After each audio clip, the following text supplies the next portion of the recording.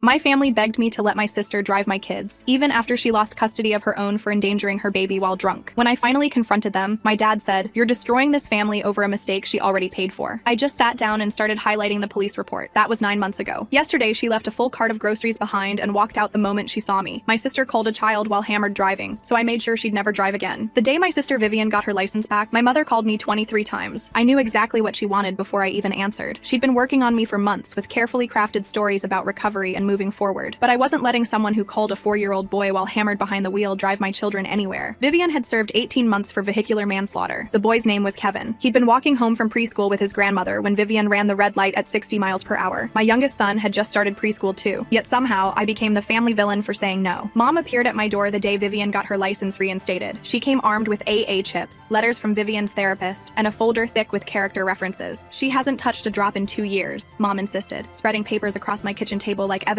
in a court case. The court says she's safe to drive. The therapist says she's made remarkable progress. I kept my response simple. Vivian wasn't driving my kids. Not to school, not to soccer practice, not across the street. Their safety came before her feelings or anyone else's comfort. Mom's expression shifted from hopeful to furious in seconds. "Those are her nephews," she hissed, her voice trembling with rage. "You're treating her like a murderer. She made one mistake." The guilt attacks began immediately. My brother Jake called to say Vivian was devastated, sobbing for hours. Dad texted me recovery statistics every morning at 6 a.m. sharp. Even cousin Linda from Florida felt compelled to remind me about second chances and Christian forgiveness. They ambushed me at Mom's birthday dinner. I'd only stopped by to drop off her gift, planning to leave quickly. The whole family was there, arranged like an intervention. Vivian too. She was holding car keys like a trophy, jangling them nervously. "I bought a new car," she announced, her voice artificially bright. 7 airbags and top safety ratings. I thought maybe I could take the boys to get ice cream, just down the street. My kids ran toward her before I could react. "Aunt Vivian, can we see your car?" My oldest was already reaching for the door handle. I grabbed all 3 boys, my hands shaking, and headed for the exit. Vivian's eyes filled with tears. "I just wanted to do something nice for them," she whispered. "I'm still their aunt. I love them." That's when I snapped. I reminded everyone that Kevin's family would never take him for ice cream again, that his grandmother still couldn't sleep without nightmares. Mom actually plugged her ears like a child. Dad mumbled about living in the past. Jake accused me of punishing innocent boys for adult problems. The character assassination began the next morning. Mom told her book club I was keeping her grandchildren away out of spite. She conveniently skipped the reason why. Vivian posted about family forgiveness on Instagram with sunset backgrounds and cursive fonts. Relatives I barely knew commented with hearts and prayer hand emojis. Then Vivian started appearing everywhere. The school parking lot at dismissal, soccer practice on Saturdays, the grocery store on Tuesday afternoons, always in her new silver SUV, always waving enthusiastically from the driver's seat. She'd call out offering rides when she saw us walking. "It's so hot outside. Let me drive you home." I documented each incident meticulously. Time, date, location, witnesses present. My husband installed a dash cam after she followed our van 3 times in 1 week, always maintaining exactly 2 car lengths behind. Everything exploded during Sam's baseball tournament. We'd driven 2 hours to the game, thinking we'd escaped. Halfway through the second inning, Vivian pulled up in the parking lot. Mom climbed out of the passenger seat, beaming like she'd orchestrated something wonderful. "Every boy needs their aunt cheering them on," Mom declared loudly enough for everyone to hear. Other parents started recognizing Vivian from news articles. One mother grabbed her son and left immediately. She'd gone to school with Kevin's mother. Within minutes, half the team's families were packing up. Parents whispered while gathering equipment. Sam struck out while watching the chaos in the stands. I found him crying in the dugout afterward. "Why did everyone leave?" he asked between sobs. "Did I do something wrong?" Vivian had brought him a gift, a toy car, still in its package. I filed for a no-contact order the next day. That's when things got truly ugly. Mom spent her retirement savings on Vivian's lawyer. They argued I was damaging family bonds over an accident. The lawyer claimed Vivian had paid her debt to society. My own mother testified that I was being vindictive and cruel. The judge issued a temporary order but warned it was legally shaky. Vivian had completed her sentence. She wasn't technically breaking laws by existing near us. The final hearing was scheduled for 3 weeks out. Last night, my phone rang. It was the prosecutor from Vivian's original case. "I need to tell you something about your sister's accident," he said. "Something that never made it to trial." My hand started shaking as he continued. "There was another child in the car." I froze. Another child? My mind raced through possibilities as the prosecutor's words echoed in my ears. Vivian's own daughter was in the back seat, he revealed. 3 years old at the time. The child wasn't injured, but child services investigated. "Your sister lost custody for 6 months. The phone slipped from my hand. Vivian had a daughter? In all the family meetings, all the guilt trips, no one had mentioned this. I scrambled to pick up the phone, my thoughts spinning wildly. "Why wasn't this in the trial?" I managed to ask. "Your sister's lawyer got it sealed. Said it would prejudice the jury unnecessarily since the child wasn't physically harmed. But I thought you should know, given the circumstances." After hanging up, I sat in my dark kitchen, processing this revelation. Mom knew. She had to know. All those speeches about second chances, all that talk about forgiveness, and she'd hidden this massive piece of information. The next morning, I drove to Mom's house before the kids woke up. She answered the door in her robe, coffee mug in hand, her face brightening when she saw me. That brightness faded quickly when she registered my expression. "You knew about Vivian's daughter," I stated, not bothering with pleasantries. Mom's hand trembled, coffee sloshing dangerously close to the rim. She stepped back, letting me inside inside, then walked to the kitchen without a word. I followed, watching her refill her mug with deliberate slowness. Where is she now? I pressed. This daughter that was in the car? Mom set down the coffee pot with excessive care. With her father, in Arizona. It's better this way. Better for who? My voice rose despite my efforts to stay calm. You let me think this was just about Kevin, but she endangered her own child too? The court said she could have supervised visits after rehab, Mom whispered, but her ex moved away, said he couldn't trust her anymore. I thought about my 3 boys, about how fiercely I protected them. Another parent had made the same choice I was making now, except they'd had to uproot their entire life to keep their child safe. And you think I should let her drive my kids around? I asked, incredulous. Mom's face crumpled. She's changed. She's been sober for 2 years. She deserves a chance to prove herself. To who? You? Because that other parent didn't stick around to watch the experiment. I left Mom's house with more questions than answers. Back home, I found my husband already making breakfast, the boys chattering about their upcoming field trip. Normal morning chaos that felt surreal after what I'd learned. That afternoon, while the kids were at school, I did something I'd avoided for 2 years. I researched Vivian's accident thoroughly. The news articles I'd skimmed before now got my full attention. Local news websites, court records, social media posts from that time. There it was, buried in a follow-up article 3 months after the accident. The driver's young daughter, present in the vehicle, was placed in temporary protective custody pending investigation. One sentence that changed everything. I printed every article, every court document I could access. My dining table became a research station. When my husband came home, he found me surrounded by papers, highlighting passages with shaking hands. She fought for custody for 6 months, I told him, showing him the documentation. Lost. The father got full custody and a restraining order. He moved to Arizona 2 months later. My husband sat down heavily, reading through the papers. Your mom never mentioned any of this? Never. Neither did Dad or Jake. They all knew. The next few days passed in a blur of revelation and rage. I couldn't look at my family the same way. Every text from Dad about forgiveness felt like manipulation. Every call from Jake about giving Vivian a chance rang hollow. Then Vivian escalated her tactics. She started sending gifts to the house, not directly, but through Amazon, through delivery services. Toys for the boys, always with cards about how much their aunt loved them. I documented each delivery, photographed each gift before donating them. She began volunteering at the community center where Sam had basketball practice. Not coaching, just helping with equipment. Always positioned where the boys would see her. Always waving, always smiling, always maintaining that careful legal distance. One evening I was loading groceries when I noticed her silver SUV parked across the street. Oh wow, there's a secret daughter nobody told her about? That changes everything. How did the whole family keep this hidden for 2 years? I'm really curious why the mom thought hiding this would help. Did she think it would never come out? She wasn't in it, but I recognized the license plate. I quickly ushered the boys inside, then watched from the window. 20 minutes later, Vivian emerged from our elderly neighbor Mrs. Willis's house, carrying a plate of cookies. My hands clenched. She was befriending our neighbors, creating a network around us, making herself a fixture in our community so avoiding her would become impossible. That night, after the boys were asleep, I called the prosecutor back. Is there anything else I should know? About the accident, the trial, anything? He hesitated. There were 2 previous DUI arrests, both pleaded down to reckless driving. Your sister had a very good lawyer. 2 previous arrests. My stomach churned. This wasn't one mistake. This was a pattern. The next morning, Mom called while I was making school lunches. Vivian's birthday is next week, she said, her voice carefully neutral. I'm having a small family dinner. Just us. The boys are invited, of course. Number. You can't keep punishing her forever. She's trying so hard. Do you know she goes to AA meetings every single day? Do you know she volunteers at the crisis center? She's dedicating her life to making amends. Did she make amends to her daughter? I asked quietly. The silence stretched so long I thought she'd hung up. Finally, Mom's voice came through, smaller than before. That's different. How? How is it different? You don't understand what she went through. The guilt, the shame, losing her daughter broke her. She didn't lose her daughter, Mom. She lost custody because she drove hammered with her baby in the car. That father protected his child, just like I'm protecting mine. Mom's voice turned sharp. That man poisoned Lily against her mother, moved across the country out of spite. At least you're still here. At least she can still see the boys, even from a distance. Lily. So the daughter had a name. Another child whose life Vivian had shattered. I'm not coming to the birthday dinner, I said. Neither are my kids. You're destroying this family, Mom hissed before hanging up. That afternoon, I picked up the boys from school to find Vivian's SUV in the pickup line, 3 cars ahead. She wasn't supposed to be there. This was a closed campus. Only authorized pickups allowed. I marched to the office, my children trailing behind. The secretary looked up with a smile that faded when she saw my expression. Why is Vivian Morrison in the pickup line? I demanded. The secretary looked confused, checking her computer. She's listed as an authorized pickup for the Willis children. Their grandmother added her last week. My blood ran cold. Mrs. Willis, our neighbor, Vivian had befriended her to get onto the pickup list. My children are never to be released to her, I said firmly. Under any circumstances, I don't care if I'm dying in a hospital. She does not pick up my children. The secretary nodded, making notes. But I knew this was just the beginning. Vivian was playing a longer game than I'd realized. That evening, while helping with homework, my oldest asked, Mom, why does Aunt Vivian keep trying to see us if you said no? I set down the pencil I'd been holding. Sometimes adults don't respect boundaries, even when they should. Like when Tommy keeps trying to trade lunches even though I don't want to. Exactly like that, but with more serious things. Is she dangerous? Sam piped up from across the table. I chose my words carefully. She made some very bad choices that hurt people. I'm just being extra careful. Like stranger danger? My youngest asked. More like family danger, Sam said quietly, and my heart broke a little at his understanding. That night, I couldn't sleep. I kept thinking about Lily in Arizona, growing up without her mother, about Kevin, who would never grow up at all, about my 3 boys, caught in the middle of this family war. My phone buzzed at 3 a.m., a text from an unknown number. When I opened it, my blood ran cold. It was a photo of Vivian's old custody papers, with one line highlighted: supervised visitation approved upon completion of rehabilitation program. Another text followed: I completed the program. I have rights. I shot out of bed, waking my husband. We spent the rest of the night researching custody laws, grandparent rights, anything that might give Vivian legal ground to force contact with our children. The temporary no-contact order felt flimsy now. 2 weeks until the hearing. 2 weeks for Vivian to escalate, to plan, to manipulate the system she'd clearly been studying. The next day brought a new development. Jake called during lunch, his voice strained. I need to tell you something, he began, about the night of Vivian's accident. I waited for Jake to continue, my grip tightening on the phone. He cleared his throat several times before finally speaking. Jake revealed that Vivian had been drinking at his apartment that night. She'd shown up already intoxicated, demanding more alcohol. He'd tried to take her keys, but she'd grabbed them and stormed out with Lily. He'd called Mom immediately, begging her to stop Vivian, but Mom insisted Vivian just needed to cool down. 20 minutes later, the police called about the accident. My legs gave out. I sank onto the kitchen stool, processing this new betrayal. Jake had known. He'd watched her leave hammered with a toddler and done nothing but make a phone call. After hanging up, I drove straight to Dad's office. He worked at an accounting firm downtown, always prided himself on being the rational one. I found him in the break room, heating up lunch. His face paled when he saw me. I confronted him about Jake's revelation. Dad's hands shook as he set down his coffee. He admitted he'd known about Jake's involvement, but thought it would only hurt the family more if it came out. He'd convinced Jake to keep quiet during the investigation. The scope of the cover-up made me physically ill. They'd all protected Vivian while a child died, and another lost her mother. I left Dad's office without another word. That evening, I found Vivian's car parked at the end of our street. She sat inside, watching our house. When I approached, she rolled down the window with a bright smile. She explained she was just checking if we needed anything. Maybe the boys wanted to play at the park. Her voice had that same artificial sweetness from Mom's birthday dinner. I documented everything with my phone, then called the police. They arrived quickly but explained she wasn't technically violating the temporary order by being on a public street. They asked her to leave, which she did with exaggerated compliance, waving at the officers like old friends. My husband installed additional security cameras that night. We changed our daily routines, taking different routes to school, shopping at different stores. The boys noticed, asking why we couldn't go to their favorite playground anymore. I struggled to explain without frightening them. 2 days later, packages arrived at the boys' school. The office called, confused about 3 large boxes addressed to my children. Inside were expensive tablets, each with a note from Aunt Vivian about staying connected. The school secretary mentioned Vivian had called earlier, asking about the delivery. I refused the packages and instructed the school to reject any future deliveries. The principal agreed to add extra security measures, but I could see the doubt in her eyes. To her, this probably seemed like a family squabble taken too far. Mom escalated her campaign. She started showing up during the boys' activities, always with Vivian in tow. They'd sit just outside the legal distance, holding signs that said, "We love you," and "Family forever." Other parents began whispering, some moving their children away from mine. The isolation was crushing. Friends stopped inviting us to play dates. Sam quit baseball after teammates teased him about his crazy family. My oldest started having nightmares, asking if Aunt Vivian was going to take them away. I hired a family lawyer with our savings. She reviewed everything and delivered harsh truth. Without concrete threats or violations, the permanent order would be difficult. Vivian had completed all court requirements. Her parental rights to Lily were a separate matter. The lawyer suggested mediation. During this chaos, I received an unexpected call. A woman named Elena introduced herself as Lily's paternal grandmother. She lived in Phoenix and had heard about our situation through a mutual acquaintance. She wanted to share her family's experience. Elena revealed that Vivian's drinking hadn't started with the accident. She'd been concerned for years, documenting incidents where Vivian drove after drinking with Lily in the car. The accident was just the first time she'd been caught. Elena's son had tried interventions, but Vivian always convinced everyone she had it under control. She sent me photos from Lily's 3rd birthday party, 2 weeks before the accident. Vivian appeared obviously intoxicated in several pictures, swaying while holding Lily. In one photo, she was behind the wheel with Lily in the back seat, a beer can visible in the cup holder. Elena also shared that Vivian had violated the supervised visitation order twice, showing up at Lily's daycare hammered. That's when they'd moved to Arizona. The distance was their only protection. Armed with this information, I confronted Mom again. This time, I brought the photos. Mom's face crumbled as she looked through them, but her denial ran deep. She insisted the photos didn't show what I claimed. Vivian had been tired, not hammered. The beer can was someone else's. I was misinterpreting everything. The next morning, I woke to find our mailbox smashed. No note, no evidence, just destruction. The boys saw it before I could stop them. My youngest started crying, asking if someone was mad at us. I filed a police report, but without proof. They could only document it. Vivian's playing chess while everyone else thinks it's checkers, using Mrs. Willis to get school access and sending those legal texts at 3 a.m. The whole family knew Jake watched her leave drunk with baby Lily, but kept quiet to protect her reputation instead of protecting kids. Vivian's social media campaign intensified. She posted old photos of her with the boys, writing long captions about aunt-nephew bonds and forgiveness. Friends and distant relatives commented with support, clearly unaware of the full story. Some even reached out to me, urging reconciliation. I started my own documentation. I created a private blog, uploading every incident, every photo, every piece of evidence, not for public consumption, but as a record. If something happened, I wanted proof of the pattern. Jake surprised me by calling one evening, his voice different than before. He'd been in therapy, he said, dealing with his guilt about that night. He wanted to support me now, even if it meant going against Mom and Dad. He offered to write a statement about what really happened. His change gave me hope, but it also fractured the family further. Mom accused me me of turning Jake against them. Dad stopped speaking to both of us. The family divide deepened, with cousins and aunts choosing sides based on incomplete information. School became a battleground. Vivian volunteered for every event, always careful to maintain legal distance from my children. She'd wave enthusiastically, calling out that she missed them. Other parents watched the drama unfold, some with sympathy, others with judgment. The breaking point came during the school's fall festival. I was helping at the cakewalk when I noticed my youngest wasn't with his class. Panic set in as I searched frantically. I found him at the pumpkin painting station with Vivian. She was helping him decorate, both laughing together. She claimed he'd wandered over and she was just being helpful. The teacher confirmed my son had left the group on his own, but I knew better. Vivian had positioned herself strategically, knowing the children would rotate through that station. I removed my son immediately, his painted pumpkin abandoned on the table. He cried the entire way home, not understanding why he couldn't finish his project with Aunt Vivian. That night, all three boys were upset with me for the first time. My husband and I discussed homeschooling, but our jobs made it impossible. We considered moving, but the lawyer warned it could look like we were alienating the children from family. Every option felt like a trap. Mom attempted a new strategy. She invited my husband's parents to lunch, spinning her version of events. Soon, I was fielding calls from his family, urging us to be reasonable. They didn't know about Lily, about the previous arrests, about the cover-up. Mom had crafted a story about one mistake and my inability to forgive. I decided to break the silence. I invited both sets of grandparents to our home and laid out everything. The photos from Elena, Jake's statement, the arrest records, the custody documents. My mother-in-law cried. My father-in-law's face turned red with anger, not at me, but at the deception. With their support, I felt less alone. They began accompanying us to school events, creating a buffer between Vivian and the boys. But Vivian adapted, as she always did. She started dating someone new, a man with children at our school. Within weeks, she was at every school function as his +1. She'd introduced herself to teachers as a concerned aunt, building relationships that bypassed our restrictions. The temporary order expired on a Thursday. The hearing was scheduled for the following Monday. That weekend, Vivian made her boldest move yet. I was grocery shopping while my husband watched the boys at home. He'd taken them to the backyard to rake leaves. When he went inside for water, he returned to find Vivian in our yard, helping the boys bag leaves. She'd climbed the fence, claiming she'd heard them playing and just wanted to help. My husband ordered her to leave immediately. She complied, but not before telling the boys she loved them and would see them soon. The youngest ran after her, crying. My husband had to physically hold him back as Vivian walked away, blowing kisses. We called the police again. This time, they arrested her for trespassing. Mom bailed her out within hours, but we had our violation. The lawyer said it would help our case significantly. That night, Mom called repeatedly. When I finally answered, she was sobbing. She begged me to drop the charges, promised Vivian would stay away, offered anything I wanted, but her promises meant nothing anymore. They'd all proven that protecting Vivian mattered more than protecting children. The boys struggled with the confusion. They missed their aunt, the fun one who brought presents and played games. They didn't understand why someone who said she loved them had to stay away. My explanations felt inadequate against their simple desire for family unity. Elena called the night before the hearing. She wished us luck and shared one final piece of information. Vivian had recently contacted Lily's father, asking about visitation again. She'd claimed to have completed additional therapy and wanted another chance. He'd refused, but the request showed she hadn't given up on accessing the children she'd endangered. I barely slept before the hearing. My mind raced through possibilities, worst-case scenarios, what I'd do if the judge sided with Vivian. My husband held me as I cried, both of us exhausted from months of vigilance. The morning of the hearing arrived gray and drizzling. I dressed carefully, choosing conservative clothes that said responsible parent. The boys went to school as normal, unaware that their immediate future was being decided in a courtroom across town. We arrived early, meeting our lawyer in the parking lot. She reviewed our evidence one final time, reminding us to stay calm and factual. Inside, I saw our divided family filling the courtroom. Mom and Dad sat behind Vivian. Jake sat with us, his presence a small comfort. Vivian entered with her lawyer, dressed impeccably, looking every inch the reformed, responsible adult. She made eye contact with me once, her expression unreadable. Mom reached forward to squeeze her shoulder. As we waited for the judge, I thought about Kevin and Lily, two children whose lives were forever altered by Vivian's choices. I thought about my three boys, innocent in this adult drama. I thought about the father in Arizona who'd uprooted his entire life to protect his daughter. The bailiff called us to rise as the judge entered. My heart pounded as we took our seats. 3 weeks of evidence, documentation, and testimony had led to this moment. Whatever happened next would define our family's future. The hearing was about to begin, and with it, the final chapter of our family's struggle with truth, protection, and the price of keeping children safe. The judge reviewed our evidence methodically, asking pointed questions about each incident. Vivian's lawyer argued that my sister had completed every court requirement, attended therapy religiously, and deserved access to her nephews. Our lawyer countered with the trespassing arrest, the pattern of stalking behavior, and Elena's documentation. The permanent restraining order was granted, but with modifications. Vivian could attend public events where the children were present, but had to maintain a 100-foot distance. No direct contact, no gifts, no communication through third parties. Violation would result in immediate arrest. Vivian's face crumpled. Mom stood up abruptly, knocking over her purse. The contents scattered across the courtroom floor, including a thick envelope of photographs. As she scrambled to collect them, several fell near my feet. They were pictures of my boys, recent ones, taken from distances and angles that made my skin crawl. Some showed them playing in our backyard, visible through gaps in our fence. Others captured them at school, zoomed in on their faces during recess. The judge noticed the commotion and requested to see the photos. Mom's face went white as she realized what she'd revealed. The judge examined each image, her expression growing more severe. She asked Mom directly about the photographs. Mom stammered that Vivian had given them to her, that she just wanted to see her grandsons grow up. The judge modified her ruling on the spot. The restraining order now included Mom as well. Both were prohibited from photographing the children or approaching within the specified distance. The courtroom erupted. Dad finally spoke, begging the judge to reconsider. Jake remained silent beside me, his jaw clenched. Outside the courthouse, Mom confronted me, her carefully styled hair disheveled from running her hands through it. She accused me of destroying the family, of taking everything from her. Vivian stood behind her, tears streaming down her face but saying nothing. Dad tried to calm Mom down, but she pushed him away. I gathered my documentation and left without responding. My husband met me at the car, having taken the afternoon off work. We drove home in silence, both processing what had just happened. The boys noticed the change immediately. No more surprise appearances at school events, no more packages arriving, no more silver SUV following us. But they also noticed the absence of their grandparents. My oldest asked why Grandma didn't come to his school play. Sam wondered if Grandpa was sick since he hadn't seen him at soccer practice. I explained as simply as possible that sometimes adults need space from each other, but that it had nothing to do with them. They accepted this with the resilience children often show, though I caught them looking wistfully at other kids with their grandparents. Jake became our bridge to that side of the family. He'd visit the boys weekly, bringing updates about their cousins and carefully edited news about Mom and Dad. Wait, the photos falling out of Mom's purse. How long had she been secretly taking pictures of the boys through fence gaps? That's such a strange twist that she was helping Vivian spy on them this whole time. He never mentioned Vivian, and I didn't ask. Through him, I learned that Mom had started therapy, finally confronting her enabling behavior. Dad had moved into the guest room, their marriage strained by the revelations and Mom's role in the deception. 3 months after the hearing, I received a letter from Elena. She included new photos of Lily, a bright-eyed 6-year-old with Vivian's dark hair, but none of her shadows. Elena wrote that Lily was thriving, loved school, and had recently started piano lessons. She thanked me for standing firm, saying it validated their decision to maintain distance. The letter also contained news that shook me. Vivian had been arrested again, this time for public intoxication. She'd broken her 2-year sobriety after the restraining order. Mom had bailed her out, but the incident had made the local news. Several people had recognized her name and connected it to Kevin's death. I felt no satisfaction reading this, only a deep sadness. Despite everything, she was still my sister. The girl who'd taught me to ride a bike, who'd snuck me candy when Mom said no, who'd held me when I cried over my first heartbreak. That person was gone, replaced by someone I couldn't save and couldn't trust. My husband suggested we move, start fresh somewhere without the weight of family history. But our roots ran deep here. The boys had friends, good schools, a life beyond this drama. Instead, we focused on building new traditions, creating a stable environment despite the family fracture. 6 months after the hearing, life had found a new rhythm. The boys were thriving. My oldest in robotics club, Sam back at baseball, my youngest discovering art. We'd built something new from the wreckage, smaller but stronger, chosen instead of obligated. Dad visited weekly now, having chosen his grandsons over his marriage. Jake had become our bridge to extended family, sharing carefully filtered updates. Even Elena wrote occasionally, sending photos of Lily thriving in Arizona, a reminder that other parents had made the same impossible choice. The restraining order would need renewal next year, but for now, we had peace. My boys were safe. They understood that love sometimes means saying no, that protecting someone isn't cruel even when others call you unforgiving. Every night when I checked on them sleeping, I knew the price had been worth it. Some things matter more than family harmony. Some truths are worth the cost of speaking them. My sister killed a child while drunk driving. She endangered her own daughter. These facts wouldn't change, no matter how many tears were shed. My job was to ensure my children never became part of that pattern, and I had succeeded. Thanks for coming along on this little journey with me. It's been awesome wandering through it all together. Can't wait to do it again soon. Subscribe for more content like this.